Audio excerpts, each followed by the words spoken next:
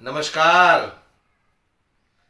ધીરુભાઈ ગજેરા, આજે તો મેં સોશિયલ મીડિયામાં એમની પોસ્ટ જોઈ. હું વાત છે, એક ઇન્ટરવ્યુ આપ્યું. ઇન્ટરવ્યુ દરમિયાન એવું જણાવે છે કે દારૂથી માણસ મરતો નથી, પણ ડ્રગ્સના રવાડે ચડેલો યુવાન આજે નહીં તો કાલે એમનો જીવ ગુમાવી બેસે છે. મને 1995નું ભાજપ જોઈએ. લે વાહ, 1995નું ભાજપ તો ગયું કેશુબાપાની હારવાર. આ તો હવે ખાલી કમળાઈ ગયું કેશુબાપાની હારવાર. આ તો નરેન્દ્રભાઈ મોદી, અમિત શાહ અને બે વાણિયાઓ આ દેશ ચલાવી રહ્યા છે. બાકી તો બધું ગયું. આ પ્રાઇવેટ કંપની થઈ ગઈ છે, મોદી એન્ડ શાહ. બાકી ભાજપને કમળ તો કેદુના ઉડી ગયા. પણ મારે વાત કરવી છે ધીરુભાઈ ગજેરા વિશે. આ એ જ ધીરુભાઈ ગજેરા છે કે જે કોંગ્રેસ પાર્ટીમાં હતા ત્યારે નરેન્દ્રભાઈને એવું કહેતા કે આ નરેન્દ્રભાઈ એક નંબરનો જુઠ્ઠો માણસ છે. નરેન્દ્રભાઈની છઠ્ઠી હું જાણું છું. ત્યાર પછી કોણ જાણે કેવી ચીપટીમાં આવી ગયા ધીરુભાઈ કે સ્ટેજ ઉપર ચડીને ભાજપનો પટ્ટો ગળામાં નાખી દીધો.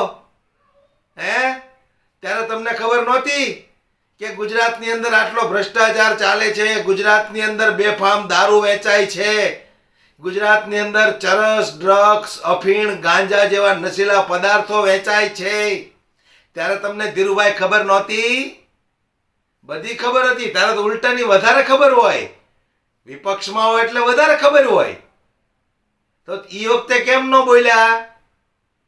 એ વખતે કેમ ન બોલ્યા ધીરુભાઈ? અત્યારે તમારી આંખો ખુલ્લી કે પછી રેલો આવ્યો છે? કોઈ પરિવારમાં, કુટુંબમાં કોઈ ડ્રગ્સના રવાડે નથી ચડી ગયું ને, એટલે કદાચ રેલો આવ્યો હોય. બાકી અત્યાર સુધી કઈ બોલ્યા નહીં. જે દિવસે ભાજપનો પટ્ટો ગળામાં નાખ્યો તે દિવસે તમે સ્ટેજ ઉપર ખાલી દેખાણા. ત્યાર પછી કેટલી ચૂંટણીઓ ગઈ, સભાઓ થઈ, રેલીઓ થઈ, નરેન્દ્રભાઈ આવ્યા. તમે ક્યાંય કોઈ જગ્યાએ દેખાણા નહીં. એટલે જનતાને તમે હું મૂર્ખ સમજો છો કે ભાઈ ધીરુભાઈ ગજેરા જેવા વ્યક્તિ ભાજપમાં જોડાઈ ગયા તો અમારી વાંહે 5, 25, 50 લોકો બીજા જોડા હે. જનતા બધું જાણે છે કે કાંઈક ચીપટીમાં આવ્યા હોય ને તો જ ભાજપમાં ગયા હોય. બરાબર ને? બાકી તમે ભાજપમાં જાઓ પછી તમને બધી ખબર પડે કે ડ્રગ્સથી લોકોના જીવ જાય છે. તો અત્યાર સુધી તમે શું કરતા હતા? ગુજરાતમાં જ રહેતા હતા ને કે વિદેશમાં રહેતા હતા? વાત કરો છો. મોટા મોટા બિઝનેસમેનો ભાજપમાં જાય એટલે લોકોને એવું થાય કે સારો અને સજ્જન માણસ ભાજપમાં જોડાયો તો ચાલો આપણે ભાજપમાં જોડાઈ. પણ મિત્રો એટલું યાદ રાખજો, આ ક્યાંક ને ક્યાંક બધા ચીપટીમાં આવ્યા હોય ને એટલે ભાજપનો પટ્ટો ગળામાં નાખે. બાકી ભાજપમાં કોઈને રસ નથી. બધાને ખબર છે કેટલો ભ્રષ્ટાચાર થાય છે, કેટલા બળાત્કાર થાય છે, ક્યાં ક્યાં દારૂ મળે છે, ક્યાં ક્યાં ચરસ, અફીણ, ગાંજા બધું મળે છે. એ બધાને ખબર છે, ખુદ ભાજપ વાળાને ખબર છે. એટલે કોઈ એવા વેમમાં રહેતા જ નહીં કે ભાજપમાં જાય ને એની વાહે વાહે આપણે ભાજપમાં જવાય.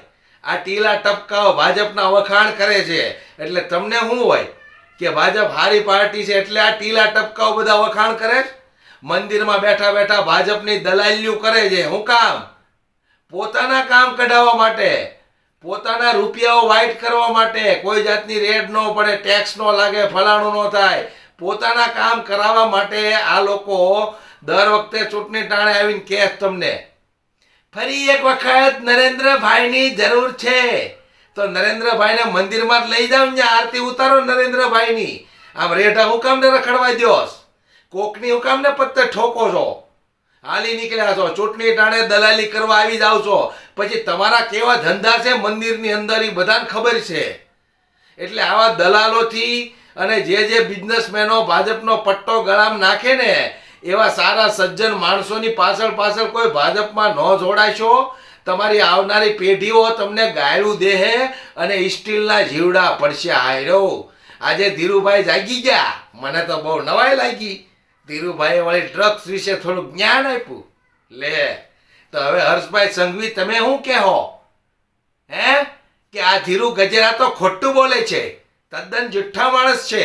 કદાચ કાલ સવારે હર્ષભાઈ સંઘવી એવું આવીને કહે. બરાબર કે નહીં? કારણ કે ડ્રગ્સનું કેપિટલ તો પંજાબ છે. ગુજરાતમાં તો સફેદ પાવડર મળે છે દાંતે ઘસવાનો. બરાબર ને? હજી થાવ અંધભક્ત, હજી થાવ મોદી ભક્ત. જે દિવસે રેલો ઘરમાં આવશે ને તે દિવસે તમે આ કમળને ભૂલશો. બાકી કમળને ઉખાડી ફેંકવું હોય ને તો હવે જનતાએ જાગૃત થવું પડશે.